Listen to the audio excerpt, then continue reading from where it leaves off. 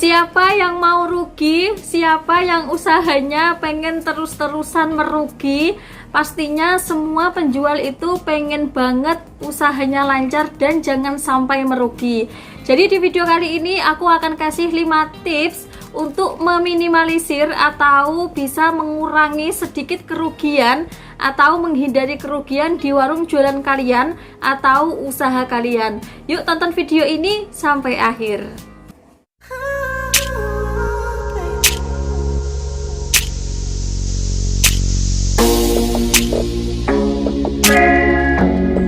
Jadi semua penjual itu nggak pengen ya kalau usahanya itu sampai merugi, nggak dapat untung sama sekali, apalagi sampai gulung tikar. Masya Allah, itu jangan sampai.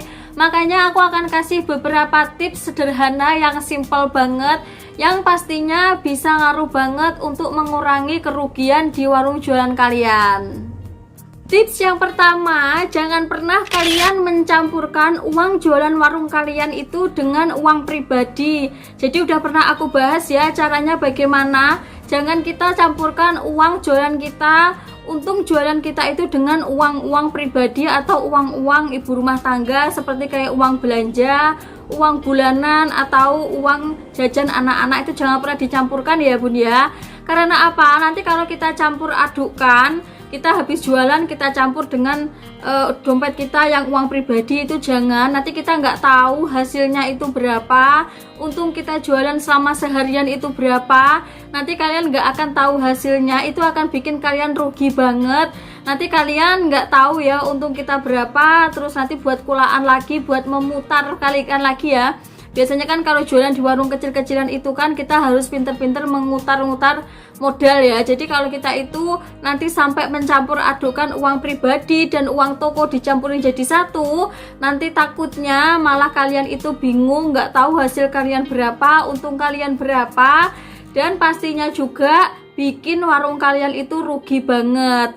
Jadi jangan sampai uang jualan warung dan uang jualan pribadi itu dijadiin satu ya, kalau bisa itu sendiri-sendiri.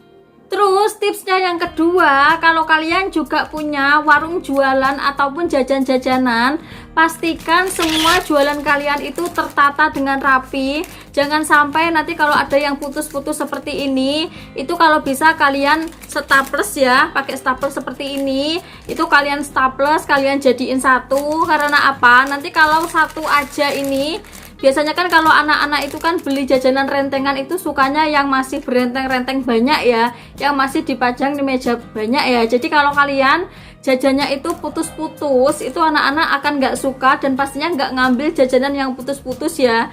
Jadi kalau bisa, kalau ada jajanan yang putus-putus satu atau dua, kalian bisa gabungkan dengan jajanan yang lebih panjang. Jadi nanti akan terlihat lebih panjang ya teman-teman ya. Jadi di staples seperti ini, bisa kalian dengan staples atau dengan solasi. Jadi ini yang aku lakukan dulu waktu jualan-jualan di toko besar itu seperti ini. Tuh seperti ini, nanti kan kalau udah rapi seperti ini akan terlihat juga, dan pastinya itu bikin anak-anak itu nggak bingung milih teman-teman. Jadi kalau jajannya itu nggak terputus-putus, anak-anak itu juga seneng waktu memilih jajannya. Kalau kita itu terputus-putusnya, kemudian putusannya itu hilang, entah itu kalian makan sendiri atau dimakan siapa, itu takutnya nanti kalian nggak akan dapat untung sama sekali. Kalian lihat sendiri ya, karena untung jajanan snack itu hanya Rp500. Kalau kalian nggak dapat untung sama sekali, kalian hanya untung capek dan bikin warung kalian rugi ya teman-teman ya.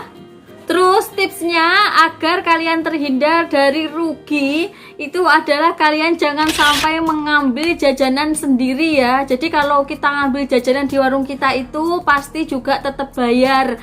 Dan kemudian nanti kalau saudara ambil atau anak-anak ambil, kita tetap terus bayar ya. Jangan sampai kita merugi dengan kalian ngambil makanan sendiri, saudara kalian ngambil sendiri, itu akan bikin warung kalian rugi. Karena apa? Kita nggak tahu pengeluarannya seperti apa, terus untung kita itu udah habis, sudah diambil sendiri, kecuali kalau kalian juga bayar sendiri. Jadi kalau aku itu biasanya kalau di warung jualan aku itu setiap aku ngambil kayak cilok, kayak kemudian ciki-ciki, itu tetap bayar teman-teman. Jadi agar kita itu tahu untungnya berapa, kita untung atau rugi itu tahu ya teman-teman ya. Jadi kalau modal segini kemudian untungnya berapa itu tahu. Jadi kalau bisa, meskipun kita itu sebagai seorang penjual, kalau kita itu ambil makanan sendiri atau jajanan sendiri di warung kita atau di toko kalian sendiri, pastikan kalian juga tetap bayar.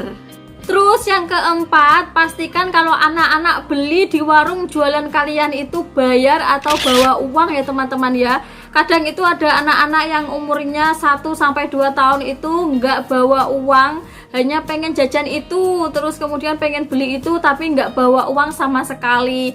Itu sangat-sangat bikin kita galau ya, jujur ya. Kalau aku tuh pernah banget merasakan beberapa kali anak-anak itu sering ngambil atau beli di warung aku itu tanpa membawa uang, apalagi ibunya itu nggak ngasih uang ya teman-teman ya.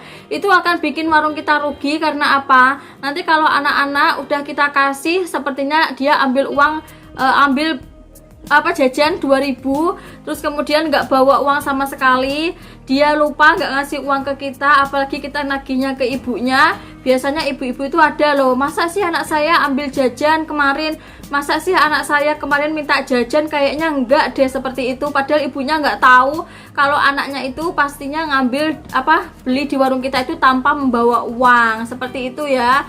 Jadi pastikan aja kalau anak-anak ada yang beli di warung kalian itu bawa uang. Kalau nggak bawa uang, suruh pulang dulu ambil uang. Jangan dibiasakan anak-anak itu untuk ngutang ya teman-teman ya. Itu sangat nggak baik banget menurut aku. Jadi kalau nggak bawa uang, pulang dulu ambil uang, baru beli lagi ke sini, seperti itu.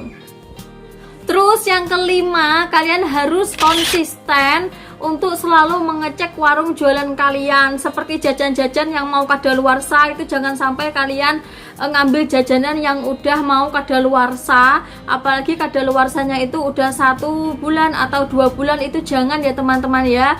Kalau bisa kalian itu ambil jajanan yang lama banget expirednya. Jadi nanti warung kalian nggak akan rugi. Kita udah belanja banyak, ternyata beberapa jajan itu ada yang udah mendekati kadaluarsa. Itu kan udah nggak baik banget untuk dikonsumsi ya. Jadi nanti kalau udah nggak bisa dimakan, nggak bisa dijual, otomatis kan modal kalian udah terkurangin dengan jajanan yang udah kadaluarsa.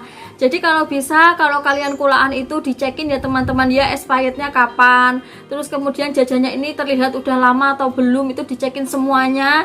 Jangan sampai kalian membeli jajanan atau kulaan yang sudah kadaluarsa. Itu udah kita itu untungnya sedikit, modalnya juga sedikit, apalagi kita dikasih kerugian seperti itu, udah jajan expired, apalagi nggak laku ya teman-teman ya. Itu jangan sampai.